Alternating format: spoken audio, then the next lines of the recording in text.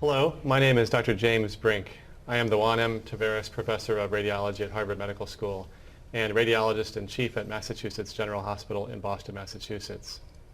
Welcome to this program on dosing and safety in CT imaging. Joining me today are Dr. William Mayo Smith, Vice Chair of Education at Brigham and Women's Hospital in Boston, Massachusetts, and former Medical Director of CT at Brown University, and Dr. Matthew Davenport, Assistant Professor of Radiology and Urology and Director of Body MRI at University of Michigan in Ann Arbor, Michigan. Welcome. I'd like to mention that this program may include a discussion of off-label treatment options as well as investigational agents not approved by the FDA for use in the United States. The goal of this program is to discuss dose and safety issues, including radiation risk and contrast administration, involved in the long-term use of CT imaging.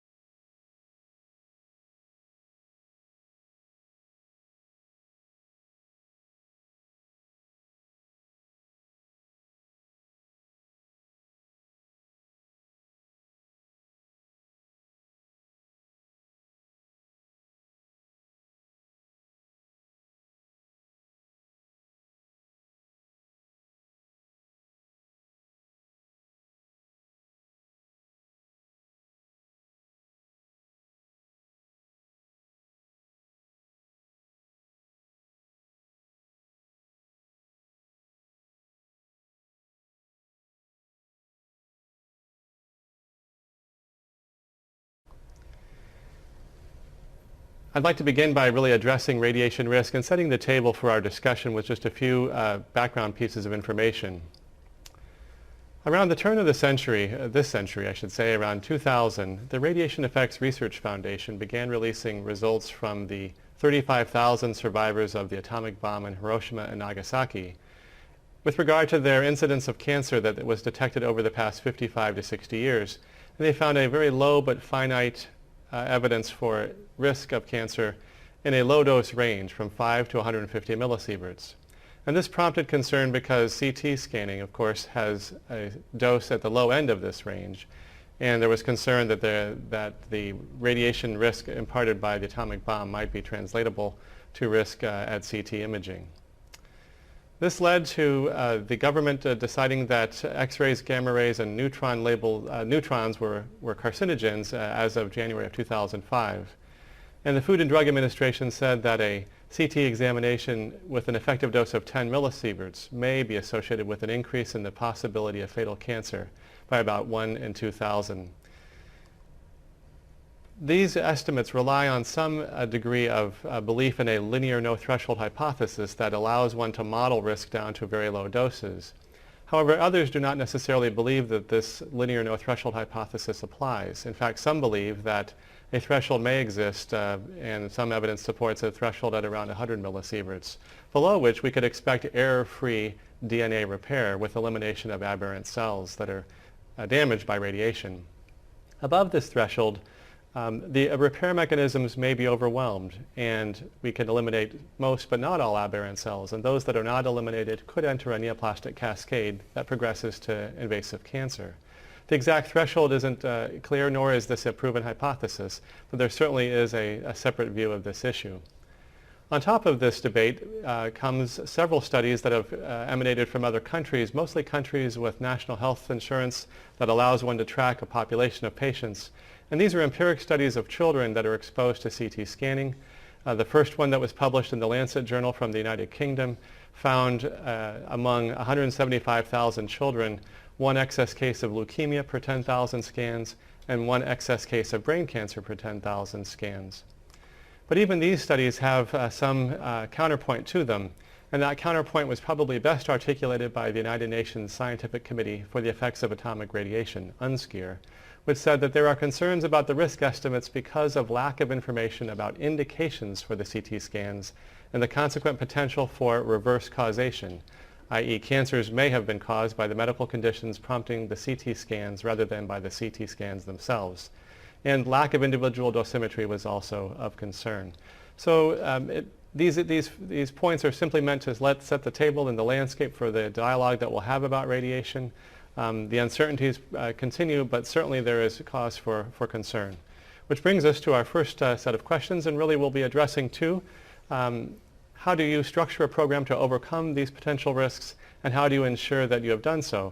Let me begin by asking my esteemed colleague, Dr. Mayo Smith, how would you address these points, Bill? Sure, thanks, Jim. I think that it's important to separate out two different categories when discussing this topic. One is the relative risk, in which there's a lot of uncertainties, which you've just articulated. And the second way of looking at the problem is knowing that there may be a risk, how do we best address it?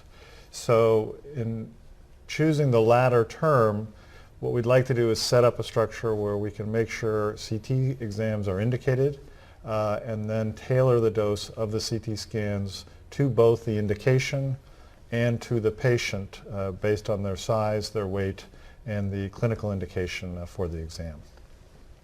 In doing this, we want to look at the ALARA principle as low as reasonably achievable. So we want to make sure that the exam is in fact indicated and decision support tools are very useful. You obviously have a lot of experience with decision support at Mass General, having devised your own internal decision support system. And for those not familiar with it, decision support is an electronic mechanism in which you are screening the referring physicians or clinicians to make sure that they are ordering the appropriate test, whether it be a CT, MR, or other exam at all. Tell me, how would you go about optimizing the techniques in any particular institution? I know you did a lot of that at Brown, and you had a good experience with that. So there are different ways of doing this, but essentially the problem with this is that we don't see radiation, the way I like to describe the problem. So we want to tailor the radiation to the patient and the indication. So as an example, if it's 90 degrees out and you saw someone walk into the room with a heavy parka and a hat on, you would wonder what they're doing because you can see that they're overdressed for the occasion. Likewise, if it's 5 degrees out and they're coming in a bathing suit, you would also say, well, maybe you're a little underdressed. We can see the clothes they're wearing, we can measure the temperature. Our problem is we can't see the radiation that we're giving to the patients for the exams. And so what we want to do is tailor the dose to the patient. And how do we do this? We can do it based on patient size, patient width, measuring it. Some institutions do it based on patient weight. And then the indication. The type of CT exam that we do, we can tailor to the indication. So for example, when looking for kidney stones, you would want to tailor the technique to the indication for the stones. So we have an inherently high contrast structure, a kidney stone. We do not need high spatial resolution, so we can decrease the dose to tailor the CT exam to the indication, which is finding the kidney stones or not. Versus an oncology patient where you're looking for tumors, metastatic disease to the liver or something. In that case, we would want to optimize the technique, perhaps using more dose, tailored again to the indication, looking for metastasis, and this is an important decision point when deciding what type of technique to use. And you also need to match it to the equipment you have. We all have multiple scanners in different locations, different technologies, different vendors. You want to do the best you can to match those protocols of the different scanners to the indication and also make them as comparable between them as possible. Perfect, thank you. Certainly manufacturers now have tools that really help us also tailor the exams to the body habitus of the particular patient. Could either of you comment on your use of those tools and how they work and what you might recommend for others to follow for adjusting to body habitus? So there's a couple of parameters now that are put on all imaging exams using CT by all vendors, which will be available on your packs, and it's usually called the dose page or something similar to that, in which the CT-DI vol is recorded. The DLP, the dose length product, is recorded. And then there are newer measurements, SSDE, size-specific dose estimate, which is usually not on the dose page yet, but maybe in the future. And these are measurements of the CT output showing what the output of the scanner is, and they are all comparable between different vendors and between different models within a particular fleet. So this is an excellent parameter to start with when trying to look at your technique, your dose technique. It allows you to see, if you will, what the amount of radiation that machine's putting out. It's important, as you know, not to equate that to the dose. The dose is dependent on what the machine puts out, as well as to the size of the patient as well. So it's not a measurement of dose per se, but it's a measurement of output of the machine. The other thing is that these parameters, the CT vol, is reported by the machine before the scan begins. So that's very helpful in terms of the technologist who's performing the exam can have an idea of what the output of the machine will be before the patient's actually scanned. I think that the dose page is useful for benchmarking purposes. So although it might not be telling you information about what the patient is specifically receiving, what it does let you do is compare your protocol's output to a protocol on a different scanner at the same institution, maybe from a different vendor, or maybe to other scanners at other institutions who are using a similar kind of technique. So it's a way of standardizing what's being done. There are some tools which are used routinely now on different forms of iterative reconstruction, both model-based and statistical iterative reconstruction algorithms, which are used to decrease dose indirectly by cleaning up the noise in an image after you dial down the radiation dose. We use those extensively. I assume you do as well at your institution. They're becoming more common, and I think overall the dose from CT has gone down dramatically since this became a big public health concern. Terrific, thank you. Tell me a bit more about tube current modulation and the use of altered kV settings and how you might approach those. Do you use tube current modulation routinely in all your exams, or is it Yes. optional? Yes, so we use it basically in all of our exams, and this is a technique where the tube current, the output of the X-ray tube, is modulated according to the density and the projection in which the imaging is performed. So this is software that's very useful. Using different KVs is also another technique that you can use, and it's particularly useful when tailoring, again, the study to the indication. So for example, in smaller patients, you can use a lower KV than the standard 120. For certain indications, CT angiography or kidney stone protocols, you can also use a lower KV P, which enables you to decrease the dose as well. Terrific.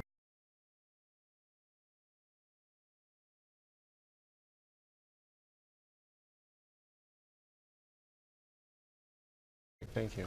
So now that we've optimized our program, how do we go about ensuring that we're doing a good job with it? What kind of tools are out there to help us with that? Well, that's a terrific question, and it's one that really we all, as radiologists, should be involved with. And there's a number of different opportunities here. At your institution, you want to be involved with some kind of monitoring program, whether it be internal or using an entity such as the ACR Dose Index Registry. You want to monitor the output of all your studies somehow to, as was just said, to make sure that your protocols you're doing what you think you're doing, and you can compare your doses and your output of your machines to other institutions. And the ACR Dose Index Registry is an excellent way of doing this, in that once you've programmed your machines, the data from the exams is de-identified, sent to a central repository.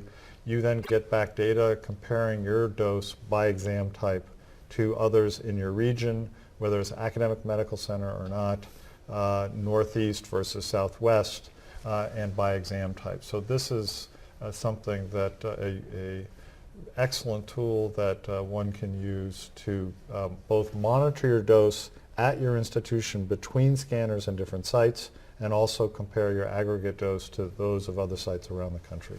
Perfect, thank you. Matt, do you use this at University of Michigan? Yes, we do. And I think a dose monitoring tool is valuable because you might assume that all your doses are the same on scanner A, but once you institute your dose monitoring program, you might be surprised to learn that 1 out of 200 cases or 1 out of 100 cases, someone's dose is much higher than you expected. And you can use those as events that you can drill down on and try to understand what's the problem here and why do we have this aberration. It might be expected finding based on patient size or the kind of exam you're doing, but it's good to know about that to drill down and figure out what the problem is.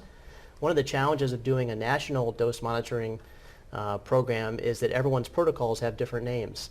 And so when you submit your data to the ACR, sometimes it's challenging to know if your CT abdomen and pelvis is got the same name or same code as somebody else's CT abdomen and pelvis is, so that you can compare apples to apples. Is one of the challenges.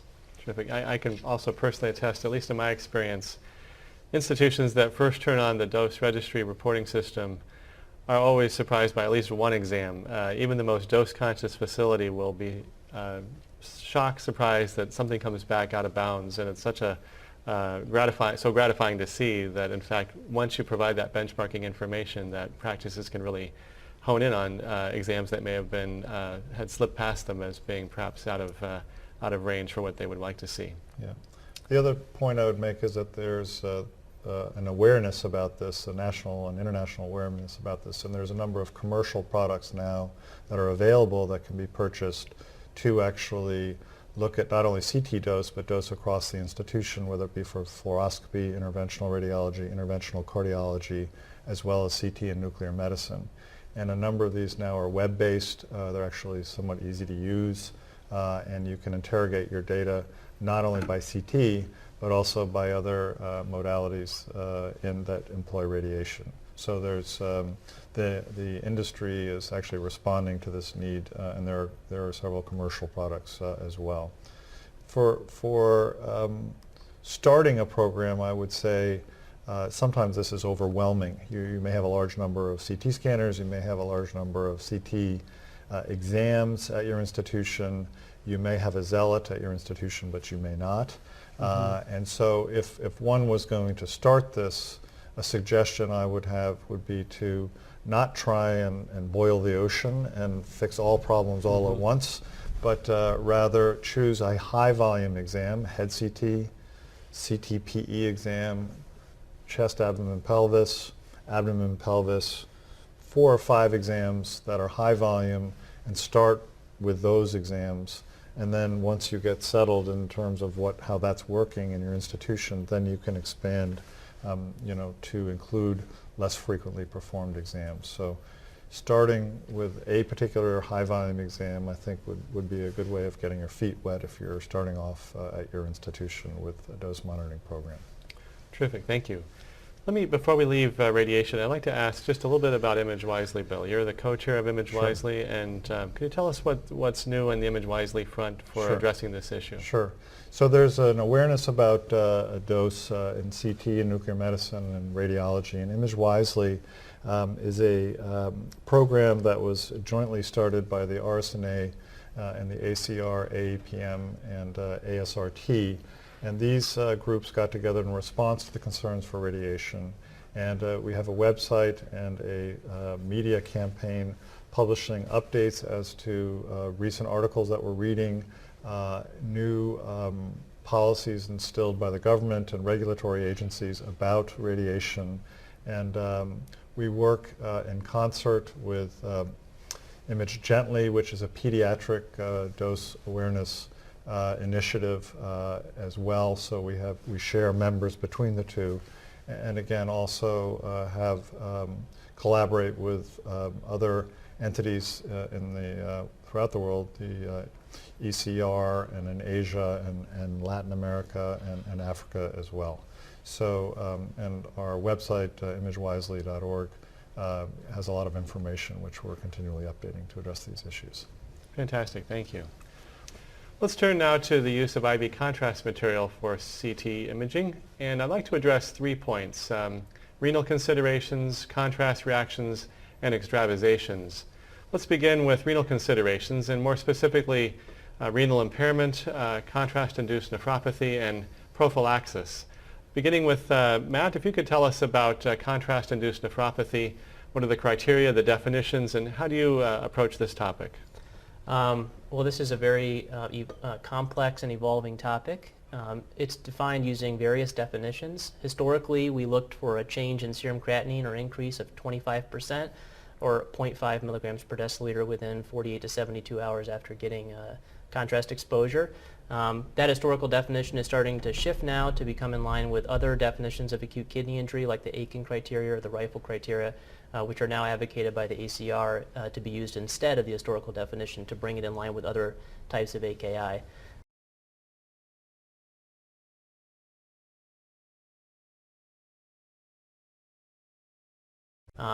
In terms of who's at risk for CIN, that's also very controversial.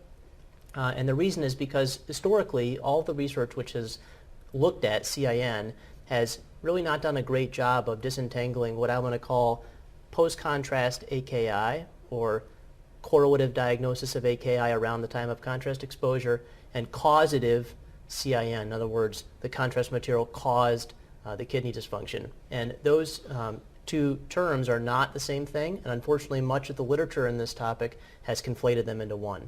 So in other words, if someone gets a contrast exposure and then 48 hours later their creatinine bumps by some chosen threshold, they're diagnosed with CIN, even if the contrast exposure wasn't really the causative event.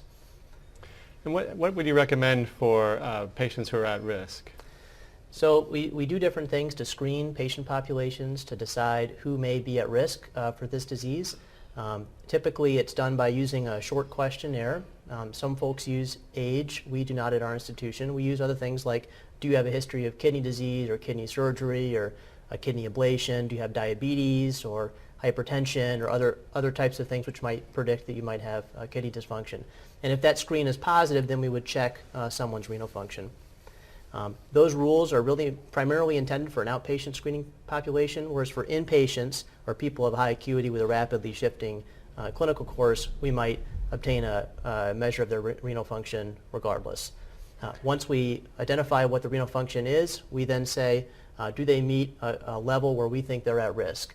And what the ACR now recommends is, as a relative threshold of risk, is if the eGFR is less than 30, we would consider that to be a relatively high-risk population. If the eGFR is higher than that, we consider them to be a low-risk population. And what about other imaging strategies? How does that factor into the equation?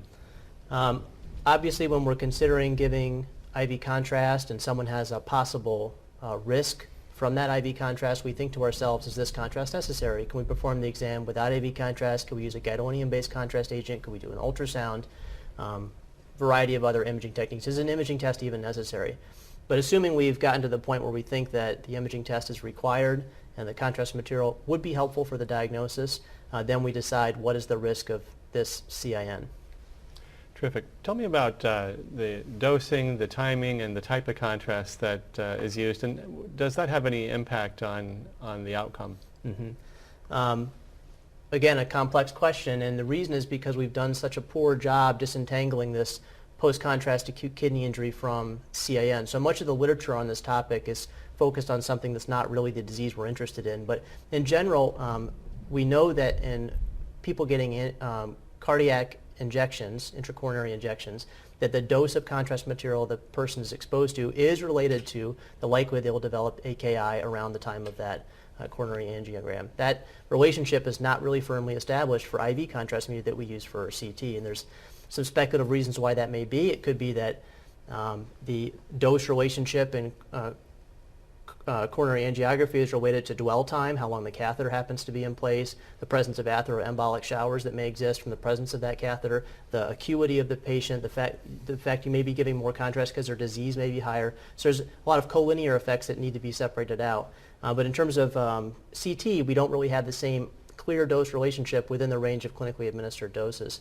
Now sometimes people will come to your institution and they'll have had a CT scan and then they'll need another one 6 hours later, and you'll say, can we do this? And in most cases we say yes. At our institution we have a soft cutoff of 250 cc's of contrast within a 24-hour period. That's not based on any kind of clear, hard science. It's just a little bit of witchcraft, and we just sort of say this is kind of our general guidelines, and if someone needed more than that, we probably would say it's okay.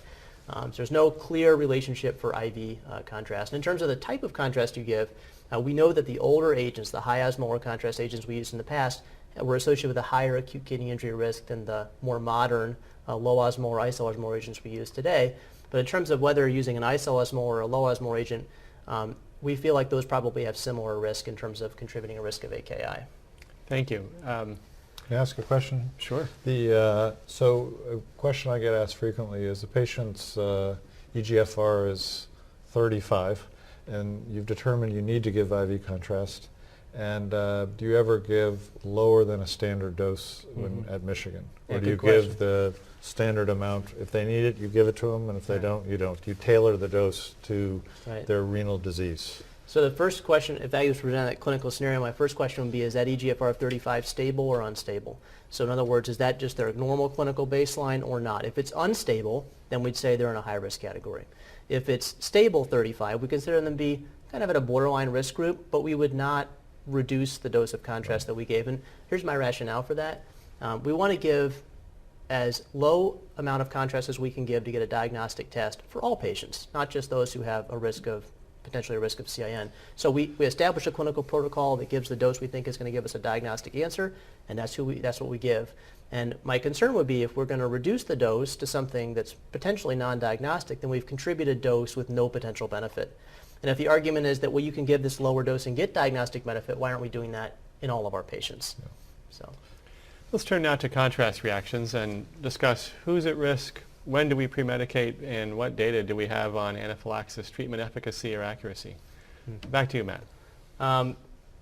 In terms of who's at risk, people who have atopic risk factors. They've had a prior contrast reaction in the past to the same class of contrast media, which means if you had a contrast reaction to ionized contrast material in the past, you'd be at risk for a future ionized contrast material reaction. We do not think there's any cross-reactivity between gadolinium-based media and ionized media. Also, people who've had multiple allergies or history of asthma. Actually, patient anxiety is a risk factor. So there's other risk factors for increasing your likelihood of having a contrast reaction. A compelling question is, what do you do if you encounter somebody who's got these risk factors for a contrast reaction? How do you mitigate that risk if we feel like the contrast is necessary and we've excluded other possible imaging techniques to be used? And the common thing that we do is we give a steroid prep. And the reason why we do that is from two papers in 1987 and 1994 by Lasser, a randomized controlled trial showing that if you give patients methylprednisolone 12 and 2 hours before a CT scan in an average risk population, that you could decrease the likelihood of having a contrast reaction in patients who got the steroids. And that's why we do it. But those data are very controversial, and the reasons are that for the study which looked at the currently used agents, the low osmolar agents from today, they were looking at an average risk population. It was an underpowered study, and they only showed reductions in aggregate and mild reactions. They showed no statistically significant reductions in moderate or severe reactions. So some people argue, well, if we're not preventing severe reactions, then why are we giving the preps? Most people would say, well, we probably are preventing reactions that are severe, but the number needed to treat is really, really high. And this number has been calculated recently, as in 2015. The number needed to treat to prevent a severe reaction in someone who's high risk is estimated to be about 570 or so. And the number needed to treat to prevent a lethal contrast reaction, once you take into account the treatment efficacy of epinephrine, it ends up being around 56,000 number needed to treat. We just have a few minutes left. Let's talk about extravasations. Can you, back to you again, Matt, if you could tell us about the frequency of extravasations, what we can do to mitigate their risk? So extravasations are what happen, obviously, when you have an IV catheter in, you inject contrast material at a rate, and it comes out of the cannula or out of the vein into the compartments of the arm or leg. And the reason why these are of interest is because they can cause compartment syndrome. And compartment syndrome can lead to aggressive surgery to remove the pressure or even loss of that tissue completely. So it's a high-profile issue. It happens very rarely, maybe 0.2, 0.3% of all all contrast injections have an extravasation associated with them. And we know that you're at higher risk if you use a metal cannula, which nobody uses anymore, if the catheter's been in for a long time, or if the person's debilitated or can't speak or vocalize that something's happening, or if you're a young person. Now, there was a very interesting study which was published, I believe, in 2015, where there was a multi-site practice quality improvement initiative. Over 20 sites participated in this in an effort to reduce their extravasation rates below what they were currently observing. And the shocking result of that was they weren't able to. So out of all these sites, they really weren't able to statistically significantly reduce their extravasation rates, which implies that it's almost a fixed property. of doing CT. So you can just pretty much bank on 0.2 to 0.3% of people having an extravasation event after a CT. And of those, a very small fraction of those are going to be severe extravasation events requiring some kind of treatment. The most important thing to think about is after an extravasation event, are they having severe unrelenting pain that's not going away? And if it is, that will be a trigger to get surgery involved. Bill, any thoughts about extravasations from your experiences?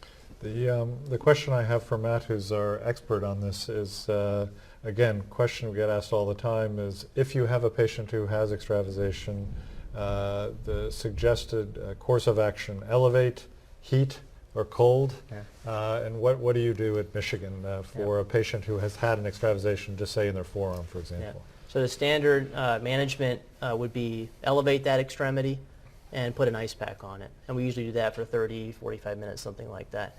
And if the patient's symptoms are negligible or improving, then we feel comfortable letting them go. If the patient's pain is persistent, unrelenting, out of proportion to exam, severe, progressing, anything like that, that's when we would bring in plastic surgery to evaluate. And those are the great minority of cases. Sure. And how long do you keep an outpatient for with an extravasation?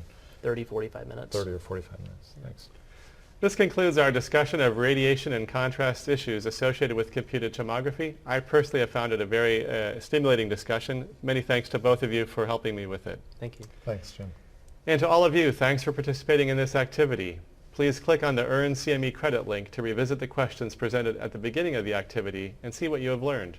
The CME post-test and evaluation will follow.